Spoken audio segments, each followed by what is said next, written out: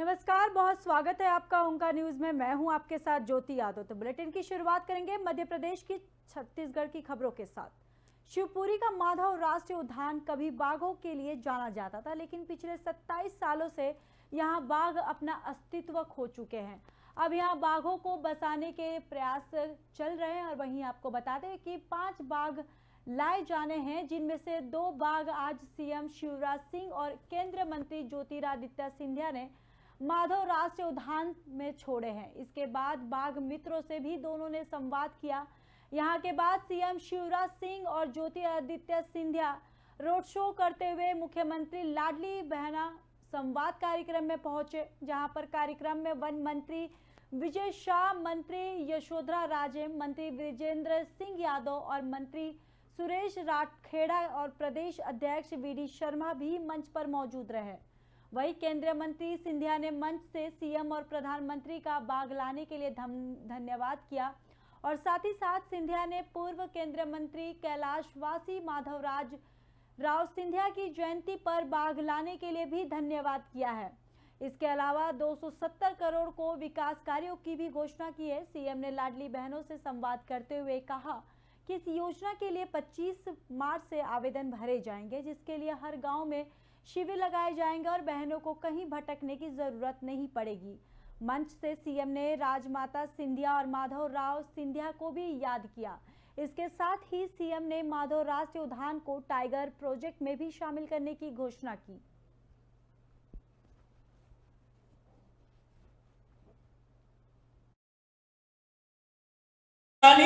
पूरे विश्व में मेरे भाई और बहनों आज मध्य प्रदेश बन चुका है और इसी सोच और विचारधारा के साथ जहां एक तरफ आज बाघ शिवपुरी आए हैं, केवल इसी को लेकर शिवराज सिंह जी नहीं आए।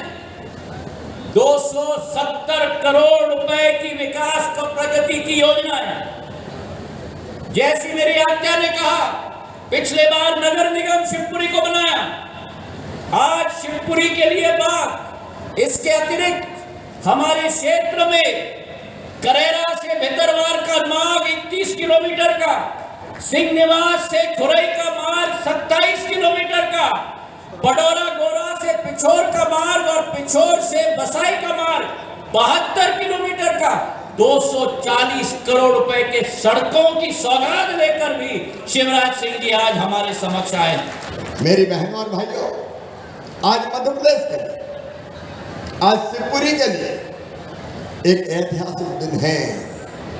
टाइगर फिर से वापस आया है। टाइगर जिंदा तो है ही, लेकिन वापस भी आ गया। 2 आ जाए, 3 और आएंगे। और स्वर्गीय कैलाशवासी हमारे महाराज माधवराज सिंधिया जी के जन्मदिन पर आए। यह घटना साधारण घटना नहीं है, यह ऐतिहासिक घटना है। टाइगर का आना पर्यावरण की दृष्टि से तो महत्वपूर्ण है ही, लेकिन टाइगर आना हमारे शिवपुरी को इंटरनेशनल फेम बना देगा। लोग टाइगर देखने शिवपुरी आएंगे और टाइगर साथ में रोजगार भी लाएंगे। कई बेटों को, बेटियों को, बहनों और भाइयों को रोजगार मिलेगा। चलिए बढ़ते अगली खबर की ओर। मध्य प्रदेश के मुख्यमंत्री शिवराज सिंह चौहान ने पत्नी साधना सिंह गिरिराज जी के पैदल परिक्रमा लगाई। वे शुक्रवार रात पहुंचे हैं। करीब 20 मिनट तक होटल में ठहरने के बाद परिक्रमा कर रही पत्नी के पास राधा कुंड पहुंचे। यहां से दोनों साथ साथ परिक्रमा करने लगे। इस दौरान मध्य प्रदेश सरकार के कुछ विधायक भी साथ में मौजूद रहे। इससे पहले सीएम शिवराज सिंह का गोवर्धन पहुंचने पर विधायक मेघश्याम सिंह, आईजी नचिकेता और झा और डीएम पुलकित खरे, एचएससी शैलेश पांड्या ने उनका स्वागत किया। इस दौरान मध्य प्रदेश सरकार के कुछ विधायक भी साथ में मौजूद रहे। आपको बता दें कि इस दौरान सुरक्षा कर्मी भी अलर्ट मोड पर थे। आईजी, डीएम, एसएसपी सहित अन्य अधिकारी मुख्यमंत्री के साथ उनके धार्मिक कार्यक्रम में पहुंचे, जहां पर आपको बता दें कि शिवराज सिंह चौहान की आस्था गोवर्धन गिरजा महाराज में है। इससे पहले भी वह मौके मिलने पर गोवर्धन आते रहते हैं। कोविड-19 के कारण शिवराज सिंह चौहान पिछले 3 साल से गोवर्धन नहीं आ सके थे, जिसके बाद सीएम शिवराज सिंह चौहान पत्नी साधना के साथ गोवर्धन आए और परिक्रमा की। बता दें कि विधानसभा चुनाव से पहले मुख्यमंत्री हर बार गिरिराज जी की दरबार में हाजिरी लगाने आते हैं। तो शिवराज सिंह चौहान अपने पत्नी संग गोवर्धन की परिक्रमा लगाने आए हैं। बताते चले कि इस दौरान मध्य प्रदेश सरकार के कुछ विधायक भी साथ में मौजूद रहे। इससे पहले सीएम शिवराज सिंह का गोवर्धन पहुंचने पर विधायक मेघर श्याम सिंह और IG Nachiketa Jha, DM Pulkit Khare, SSP Shailesh Pandya ने उनका स्वागत किया और इस दौरान मध्य प्रदेश सरकार के कुछ विधायक भी साथ में मौजूद रहे। इस दौरान सुरक्षा कर्मी भी अलर्ट मोड पर थे और आईजी, डीएम, एसएसपी सहित अन्य अधिकारी मुख्यमंत्री के साथ उनके धार्मिक कार्यक्रम में मौजूद रहे। आपको ये भी बताते चले कि शिवराज सिंह चौहान की आस्था गोवर्धन गिरिराज महाराज में है। इससे पहले भी वो मौके मिलने पर गोवर्धन आते रहते हैं। कोविड-19 के कारण शिवराज सिंह चौहान पिछले 3 साल से गोवर्धन नहीं आ सके थे, जिसके बाद सीएम शिवराज सिंह चौहान पत्नी साधना के साथ गोवर्धन आए और परिक्रमा की।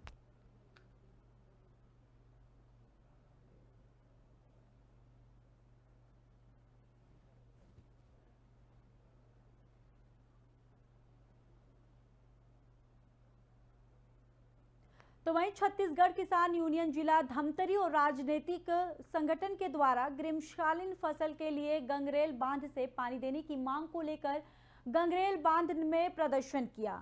प्रदर्शनकारियों के द्वारा मुख्यमंत्री के नाम दिए गए ज्ञापन में ग्रीष्मकालीन फसल हेतु गंगरेल से पानी दिए जाने और बिजली कटौती पूर्णतः बंद करने और आदि प्रमुख मांगे गए। इन किसान नेताओं का कहना है कि शासन प्रशासन को गंगरेल से नहर पानी दिए जाने की मांग पूर्व में भी उनके द्वारा किया जा चुका है, मगर 15 दिन बीत जाने के बाद भी इस मुद्दे को लेकर शासन प्रशासन के द्वारा किसी तरह से ठोस पहल नहीं की गई है, जिससे साफ प्रतीक होता है कि किसानों की बातों को वे अनदेखा कर रहे हैं और अगर किसानों की मांगों को जल्द पूरा नहीं किया गया तो वे गंगरेल बांध से जल्द सत्याग्रह करने की भी तैयारी में हैं।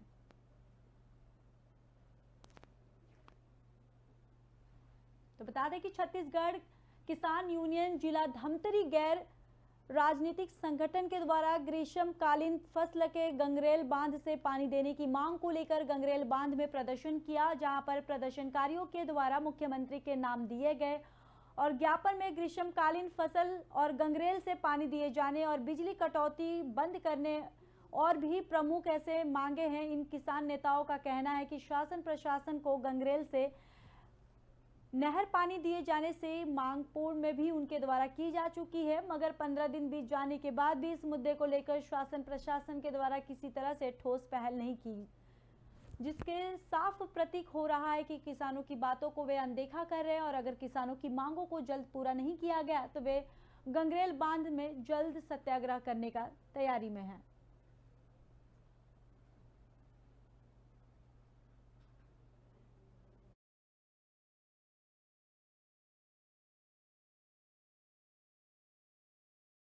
आज हमारा आंदोलन जो है जल सत्याग्रह था। किसानों की जो फसल मर रहा है और जो बिजली कटौती, लो वोल्टेज की समस्या है, इनको लेकर के हम लोग गंगरेल बांध में जल सत्याग्रह करने गए थे और काफ़ी पुलिस द्वारा नोक-झोंक हुआ। पुलिस ने हमें रोक लिया। भाई हम लोग चाहते हैं कि हमारी फसल मर रहा है और अभी सख्त पानी की सख्त ज़रूरत है। 23 तारीख को हम लोग अल्टीमेटम दिए थे। 1 तारीख को कलेक्टर का घेराव हुआ और वहाँ पे डिप्टी कलेक्टर महोदय ने आश्वासन दिया कि मैं खेतों में जाकर के वस्तु स्थिति क्या है उसको देखूंगा। आज छत्तीसगढ़ के टूरिज्म विभाग ने जलाशय के बीचों बीच ग्लास हाउस बनाने के लिए भूमि पूजन आज किया। जिस स्थान पर ग्लास हाउस बनाया जा रहा है वहां सालों से प्रवासी पक्षी आते हैं। विभाग के भूमि पूजन के बाद विरोध शुरू हो गया है। खरंग नदी में बने खूंगा घाट बांध में छत्तीसगढ़ पर्यटन विभाग द्वारा टापू के बीच बगीचे, ग्लास हाउस और रेस्टोरेंट बनाने का निर्णय लिया गया है। वहीं आम आदमी पार्टी के साथ स्थानीय लोगों ने विरोध प्रदर्शन किया है। प्रदर्शनकारियों का कहना है कि जिस टापू में पर्यटन विभाग करोड़ों रुपए खर्च कर ग्लास हाउस रेस्टोरेंट बनाने जा रहा है। वहां पर हर साल हजारों की संख्या में प्रवासी पक्षी आते हैं और अपना वंश वृद्धि करते हैं। ऐसे में टापू पर इस प्रकार की योजना का प्रयोग करने से उन जलीय पक्षियों का प्राकृतिक आवास नष्ट हो जाएगा। वहीं लोगों के विरोध के बीच छत्तीसगढ़ पर्यटन मंडल के अध्यक्ष अटल श्रीवास्तव का कहना है कि टापू में बनाए जा रहे ब्लॉक हाउस और रेस्टोरेंट से पर्यावरण प्राणियों को किसी प्रकार की दिक्कत नहीं होगी और उन्हें ध्यान में रखते हुए यहां पर यह काम किया जाएगा।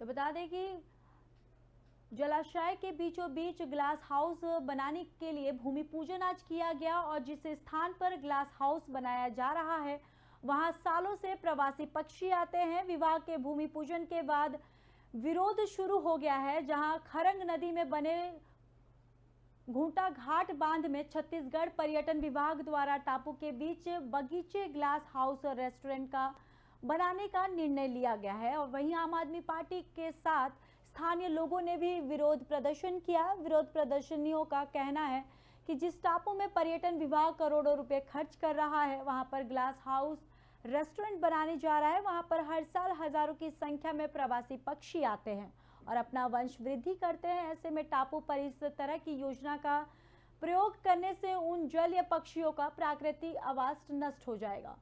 लोगों के विरोध के बीच छत्तीसगढ़ पर्यटन मंडल के अध्यक्ष अटल श्रीवास्तव का कहना है कि टापू में बनाए जा रहे ब्लॉक हाउस और रेस्टोरेंट से पर्यावरण प्राणियों को किसी प्रकार की दिक्कत नहीं होगी। उनको उनके भ्रमण के लिए जो डैम है उस गार्डन बना हुआ, पर यहाँ पर और कोई जगह नहीं थी। हम यहाँ टापू पर एक ग्लास रेस्टोरेंट का निर्माण कर रहे हैं जिसमें करीब 100 लोग एक साथ बैठ के नाश्ता और खाना खा सकते हैं और उसको यहाँ आने के लिए उनको नाव से आना पड़ेगा।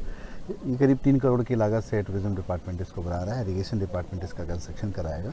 इसका उद्देश्य ये आने वाले समय में यहाँ वाटर स्पोर्ट्स का भी शुरू की जाएगी। डिफरेंट टाइप की जो बोट्स हैं उसको यहाँ लाया जाएगा। तो कोशिश ये है कि बिलासपुर के सबसे पास हमारे पास 2, एक रतनपुर माँ महामाया का मंदिर है और दूसरा खुटा घाट है। बात सिर्फ एक पक्षी बस की नहीं है। जब आप एक प्रकृति का संतुलन बिगाड़ते हैं तो कहीं ना कहीं एक दूसरे का साइंस है। पूरा जंगल है, जमीन है, वहाँ का टापू है, वहाँ का पक्षी है, वहाँ का सांप है कि वहाँ का बिच्छू है, हर एक का एक दूसरे से संबंध होता है। वो सब डिस्टर्ब होगा, वो पर्यावरण डिस्टर्ब होगा और मुझे लगता है कि ये गलत हो रहा है। इस टापू के साथ कोई छेड़छाड़ नहीं होनी चाहिए। इस बात का विरोध पूरा बिलासपुर और जिसको पता चल रहा है पर्यावरण प्रेमियों को, वो भी इसका विरोध कर रहे हैं। इसी बात का विरोध आज हम यहाँ करने आए हैं और हम ये मांग कर रहे हैं कि निरस्त कर करके जो बाकी एरिया है जहाँ आपको ग्लास हाउस बनाना है या उसको डेवलप करना, आप उसको करिए ना। इसके पीछे क्यों पड़े हैं? जहाँ पर ये हर बार ये वो एरिया है जहाँ पर पक्षियों को संरक्षित करने का काम करना चाहिए था, यहाँ पर उसकी वृद्धि कैसे हो सके वो करना चाहिए था। देखिए, प्राकृतिक और नैसर्गिक इन्हीं भी चीज़ों को किसी भी प्रकार से डिस्टर्ब नहीं करना चाहिए। और खुटा घाट में जो टापू है वो अंग्रेज़ों के समय से है। 1925 के आसपास खुटा घाट का निर्माण हुआ था।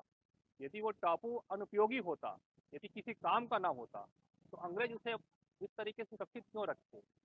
और वहाँ पे एक बहुत घना एक जंगल का आकार का था उस टापू में। आज लगभग वो ख़त्म होने की स्थिति पे है। और वहाँ पे कुछ प्रवासी पक्षी भी आते हैं, लेकिन मूलतः वहाँ पे जली पक्षी हमेशा 12 महीना रहते हैं वहाँ पे वो प्रजनन काल में अपना अंडा देते हैं, वहाँ सुरक्षित रहते हैं। वो जलचर और नभचर भी हैं पक्षी और बहुत सुंदर वहाँ का वातावरण होता है वहाँ पर का।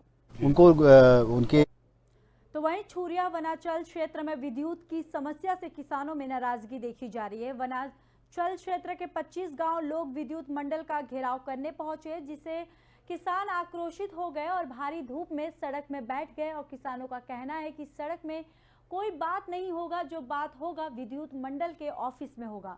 इसको लेकर किसान अडिग हैं और वही प्रशासन के अधिकारियों द्वारा मानने की भरसक कोशिश की जा रही है। लेकिन किसानों का कहना है कि विगत 3 साल अधिक समय हो गया है वनांचल क्षेत्र में बिजली बंद होना, लो वोल्टेज के चलते फसल पूरी तरह से बर्बाद हो रहा है। और वही पेयजल की समस्या गांव में गंभीर है। लो वोल्टेज के चलते गांव के लोगों को पानी पीने के लिए तरसना पड़ रहा है। वही आवेदन देने को पश्चात भी समस्या का समाधान नहीं होने से वनांचल क्षेत्र किसानों को काफी आक्रोश देखा जा रहा है। अब तक उनके समस्याओं का समाधान का ठोस आश्वासन नहीं मिलता तब तक घर पर वापस जाने नहीं वाले हैं वो। उन्होंने ऐसा कहा। किसानों का फसल पूरी तरह से चौपट हो रहा है। विद्युत मंडल द्वारा ठोस पहल नहीं होने से केवल आश्वासन के कारण नाराजगी किसानों में बढ़ी है।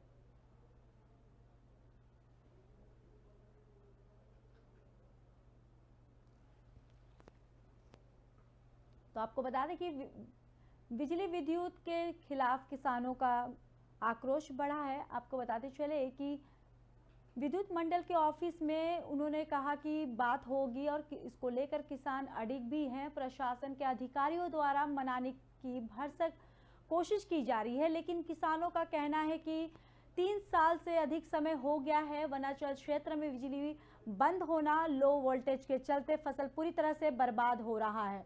वही साथ ही साथ उन्होंने ये भी शिकायत की कि पेयजल की समस्या गांव में गंभीर है। लो वोल्टेज के चलते गांव के लोगों को पीने का पानी के लिए भी तरसना पड़ रहा है।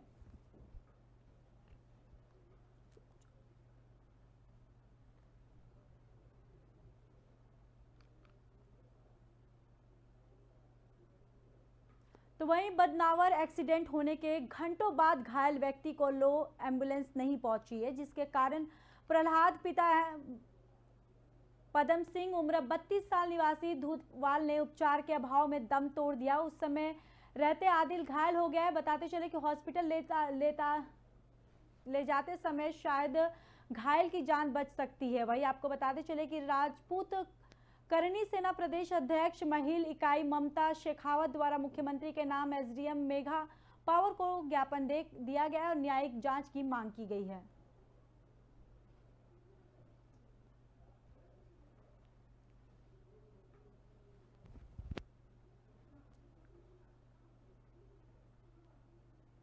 कान्हा राष्ट्रीय उद्यान के परिक्षेत्र भोसाना घाट अंतर्गत 1 ग्राम बदला में क्षेत्र संचालक एसके सिंह, उप संचालक ऋषभ सिंह नेता के मार्गदर्शन में कौशल विकास उन्नयन के लिए 60 दिवसीय सर्टिफिकेट कोर्स सिलाई और मैक्रम कार्य प्रशिक्षण प्रगति पर है। संजय रायखेड़े सहायक संचालक, कैलाश बामनिया परिक्षेत्र अधिकारी भैसाना घाट, अनु सक्सेना डायरेक्टर अग्रीड।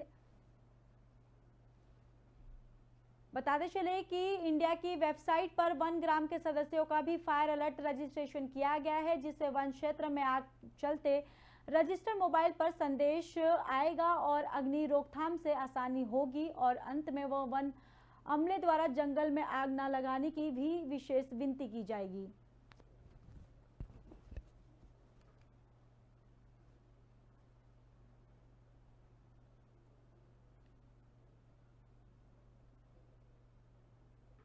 मध्य प्रदेश के धार जिले में अभी भी एक भीषण सड़क हादसा हो गया, जिसमें 2 लोगों की मौके पर ही मौत हो गई है। वहीं अन्य लोग घायल हो गए हैं। बता दें कि हादसा देख लोगों की रूह कांप गई है, क्योंकि हाईवे पर एक साथ 3 वाहनों के जलने से आग की लपटें दूर दूर तक नजर आने लगी हैं। जानकारी के मिलते ही आपको बता दें मौके पर पुलिस प्रशासन और राहत टीम पहुंची और जानकारी के मुताबिक धार जिले में स्थित गणेश घाट पर 3 वाहनों में एक साथ आग लगी। बताया जा रहा है कि घाट पर एक वाहन उतर रहा था, तभी 2 घंटे घाट चढ़ रहे वाहनों से भिड़ंत हो गई और अचानक कई भिड़ंत के कारण वाहनों में आग लग गई है और देखते ही देखते तीनों वाहन आग का गोला बन गया। जिस प्रकार से वाहन जल रहे थे उन्हें देखा जा सकता है कि किसी के बचने की कोई उम्मीद नहीं है। दुर्घटना में 2 लोगों की मौत हो चुकी है। वहीं जो लोग वाहन से कूद गए हैं उनकी जान तो बच गई, लेकिन वे गंभीर रूप से घायल हो गए हैं, जिन्हें अस्पताल में भर्ती करवाया गया है।